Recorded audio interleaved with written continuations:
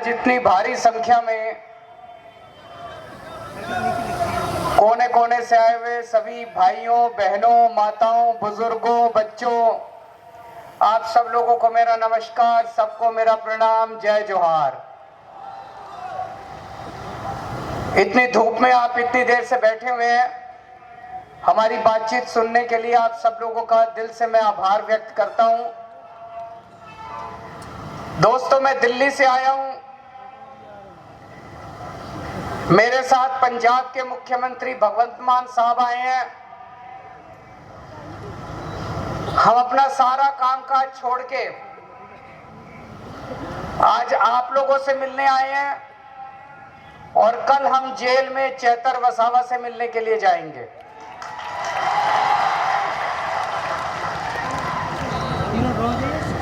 इन्होंने चेतर वसावा को गिरफ्तार कर लिया, आपके बेटे को गिरफ्तार कर लिया, आदिवासी समाज के नेता को गिरफ्तार कर लिया। चेतर वसावा हमारे छोटे भाई जैसा है। आम आदमी पार्टी हमारा एक परिवार है और चेतर वसावा हमारा छोटा भाई है। लेकिन सबसे ज्यादा दुख की बात मुझे इस बात से हुई कि चेतर वसावा की धर्मपत्नी को भी इन्होंने गिरफ्तार कर लिया। शकुंतला बेन को भी इन्होंने गिरफ्तार कर लिया। शकुंतला बेन चेतर वसावा की धर्मपत्नी है, लेकिन वो हमारे समाज की बहू है। इन्होंने हमारे समाज की बहू को भी गिरफ्तार कर लिया। ये पूरे आदिवासी समाज के लिए अपमान की बात है। मैं आपसे पूछना चाहता हूं, इस अपमान का बदला लोगे कि नहीं लोगे? पुराने जमाने में हमने देखा डाकू हुआ करते थे। उन डाकुओं का भी ईमान धर्म होता था। किसी गांव में डाका मारने जाते थे, उस गांव की बहू बेटियों को नहीं छेड़ते थे। ये बीजेपी वाले तो डाकुओं से भी बदतर हैं। इन्होंने हमारी बहू को भी गिरफ्तार कर लिया। इन्होंने पूरे आदिवासी समाज का अपमान किया है। चुप तो नहीं बैठोगे? बदला लेना है। चेतर वसावा आदिवासी समाज का एक उभरता हुआ युवा नेता है। बीजेपी उसको कुचलना चाहती है। बीजेपी पूरे आदिवासी समाज को संदेश देना चाहती है कि अगर किसी युवा ने आंख उठा के देखी, अगर किसी युवा ने दोबारा उठा के देखा, तो उसको भी हम कुचल देंगे। इस बारे में चुप नहीं बैठना। अगर हम चुप बैठ गए तो बीजेपी के हौसले बुलंद हो जाएंगे। बीजेपी को डर लगता है कि अगर चेतर वसावा आगे बढ़ गया तो ये आदिवासियों के हक की बात करने लगेगा, आदिवासियों को हक दिलाना चालू करेगा। ये जितनी बातें अभी वर्षा बहन ने पढ़ के सुनाई, जो उन्होंने चिट्ठी में लिखी है चेतर वसावा ने, जितनी बातें लिखी है, स्कूल की बात लिखी है, अस्पताल की बात लिखी है, जल जंगल जमीन की बात लिखी है, रोजगार की बात लिखी है, जमीन हड़पने की बात लिखी है, फॉरेस्ट डिपार्टमेंट की बात लिखी है। 30 साल से बीजेपी का राज है, बीजेपी ने अभी तक क्यों नहीं किया? अगर बीजेपी कर देती तो आदिवासी समाज को चेतर वसावा की जरूरत नहीं थी। बीजेपी ने नहीं किया, इसी से चेतर वसावा को इनके लिए आवाज उठानी पड़ी। दोस्तों, बीजेपी आदिवासी समाज के खिलाफ है। बीजेपी आदिवासी समाज से नफरत करती है। बीजेपी आदिवासी समाज से शुरू से उनके खिलाफ है। मैं आपसे पूछना चाहता हूं, 30 साल से बीजेपी का राज है गुजरात में। आज यहां इतने आदिवासी गांवों से लोग आए हुए हैं, हजारों लाखों लोग आए हुए हैं। 30 साल में बीजेपी ने आपके गांव में कुछ किया? कोई सड़क बनवाई, कोई स्कूल बनवाया, कोई अस्पताल बनवाया, किसी को नौकरी दी? कुछ नहीं किया बीजेपी ने 30 साल के अंदर, कुछ नहीं किया।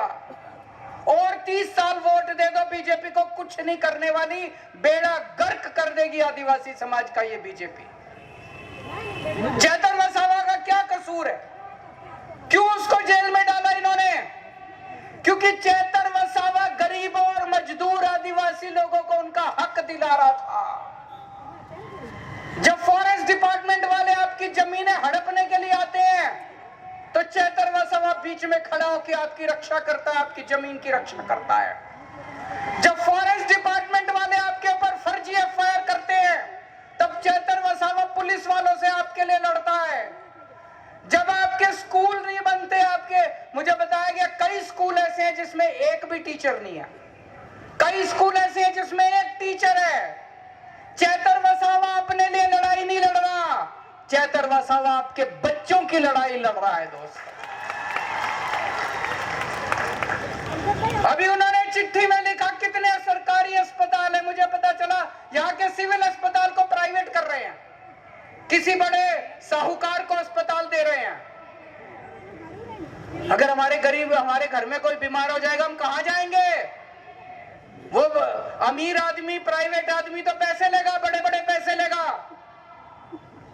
दिल्ली के अंदर हमने सारे सरकारी अस्पताल शानदार बना दिए। दिल्ली के अंदर अब गरीब हो चाहे अमीर हो, सबका इलाज मुफ्त कर दिया। यही गुजरात में होना चाहिए कि नहीं होना चाहिए? इसी के लिए तो लड़ रहा है चेतन वसावा।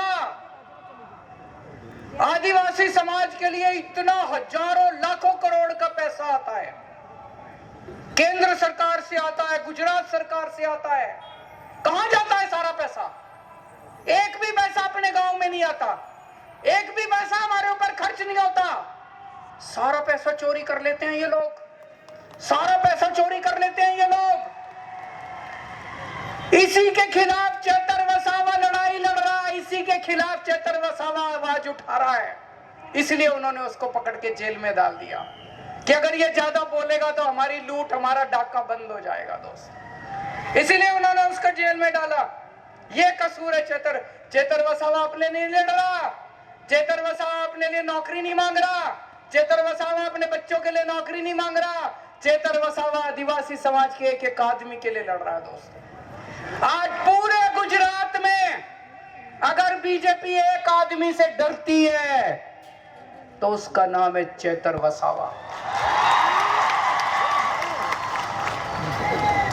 मैं बीजेपी को कहना चाहता हूं, बीजेपी वालों, आने वाले समय में चेतन वसावा तुम्हारा काल बन के निकलेगा, तुम्हारा सत्यानाश करेगा बीजेपी का चेतन वसावा जिस दिन बाहर आएगा। या तो उसको छोड़ दो, नहीं तो आज से गुजरात के अंदर बीजेपी की उल्टी गिनती शुरू हो गई है। उसमें ये लोग दबाव डाल रहे हैं चेतन वसावा पे। मुझे संदेश आया था चेतन वसावा का, उसमें दबाव डाल रहे हैं बीजेपी में शामिल हो जाओ, तुमको मंत्री बना देंगे, बीजेपी में शामिल हो जाओ, तुमको करोड़ों रुपया देंगे, आम आदमी पार्टी छोड़ दो। दोस्तों, आज अगर चेतन वसावा बीजेपी में शामिल हो जाए, उसको कम से कम 100 करोड़ रुपया मिलेगा, उसको मंत्री पद मिलेगा। लेकिन चेतन वसावा ने कहा, मैं मर जाऊंगा, मैं अपने समाज के साथ धोखा नहीं करूंगा।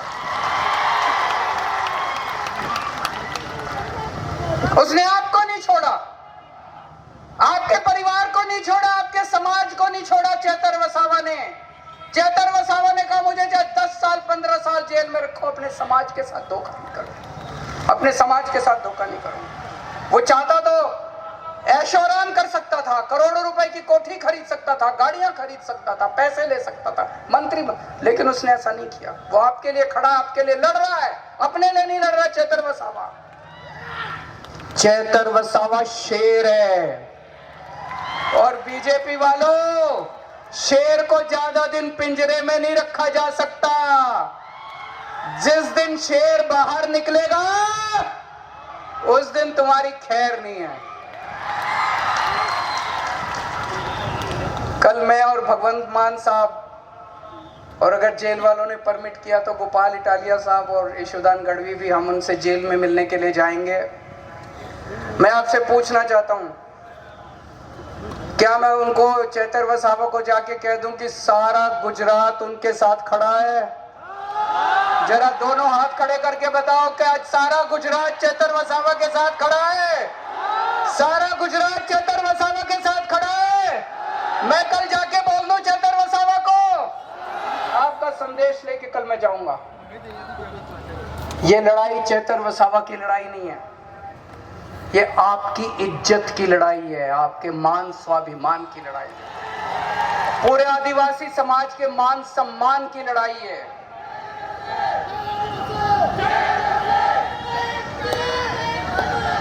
अगर आज आप चुप रहे, अगर आज आप चुप रहे, अगर आज आप बैठे रहे, तो ये बीजेपी वालों के हौसले बुलंद हो जाएंगे। कल अगर कोई भी युवा आदिवासी समाज से खड़ा होगा तो उसको कुचल दिया जाएगा। हमें चुप नहीं रहना, उठो, खड़े हो जाओ सब लोग। और आज हम लोगों को ये बीजेपी को संदेश देना है कि अब इनके अत्याचार नहीं चलेगा, अब इनका अपमान नहीं चलेगा। ये अपमान हम सहने वाले नहीं है दोस्तों, आज मैं ऐलान करना चाहता हूं, आम आदमी पार्टी की तरफ से आने वाले लोकसभा चुनाव में भरूच सीट से चेतर वसावा लोकसभा का चुनाव लड़ेंगे।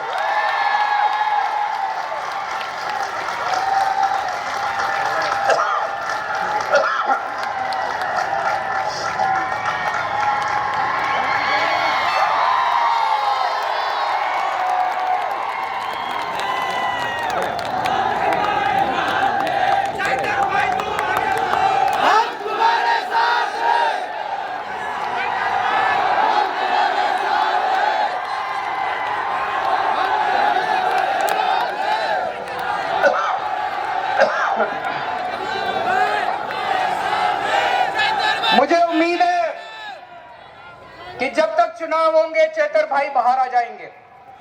हमने उन्हें बाहर लाने के लिए बड़े बड़े देश के जो सबसे बड़े वकील हैं, देश के जो सबसे महंगे वकील हैं, बड़े से बड़े वकील आम आदमी पार्टी ने चेतर भाई और शकुंतला बहन के लिए किए। मेरे ख्याल से 20 तारीख को शकुंतला बहन की बेल एप्लीकेशन सुप्रीम कोर्ट में लगी है। मैं भगवान से प्रार्थना करता हूं कि 20 तारीख को शकुंतला बहन को बेल मिल जानी चाहिए। उसके बाद हम जल्दी से जल्दी कोशिश करके चेतर भाई को भी बाहर निकालने की कोशिश करेंगे। लेकिन अगर इन्होंने षड्यंत्र रच के चेतर भाई को लोकसभा चुनाव के पहले बाहर नहीं आने दिया तो उनको जिताने की आपकी जिम्मेदारी है। चुनाव आपको लड़ना पड़ेगा, लड़ोगे? चेतर भाई की फोटो लेके घर घर जाना पड़ेगा, लड़ोगे? बीजेपी की यहां से जमानत जब्त होनी चाहिए, लड़ोगे? ये चुनाव आपको लड़ना पड़ेगा। ये चुनाव आप चेतर भाई के लिए नहीं लड़ रहे, ये आप अपने परिवार के लिए, अपने भविष्य के लिए, अपने समाज के भविष्य के लिए चुनाव लड़ रहे हो। तो चाहे वो जेल में रहे, चाहे वो बाहर रहे, हमें चेतर भाई को दिल्ली में लोकसभा में भेजना है। अभी चेतर भाई की आवाज यहां से गूंजती है, अब चेतर भाई की आवाज दिल्ली से पूरे देश के अंदर गूंजेगी दोस्तों। कल हम जाएंगे चेतर भाई से मिलने के लिए और मैं पूरी उम्मीद करता हूं वो जल्द से जल्द बाहर आएंगे। और बीजेपी के उल्टी गिनती शुरू हो चुकी है। कहते हैं ना, जब पाप का घड़ा भर जाता है, गीता में भी लिखा है कि जब पाप का घड़ा भर जाता है तो फिर ऊपर वाला अपनी झाड़ू चलाता है। ऊपर वाले ने झाड़ू चलानी शुरू कर दी है। लास्ट में मैं एक नारा बोलूंगा, एक नारा लगाएंगे। मैं बोलूंगा जेल के ताले टूटेंगे, आप बोलना चेतर वसावा छूटेंगे। जेल के ताले टूटेंगे,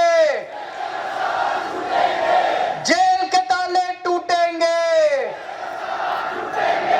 जेल के ताले टूटेंगे, बहुत बहुत शुक्रिया।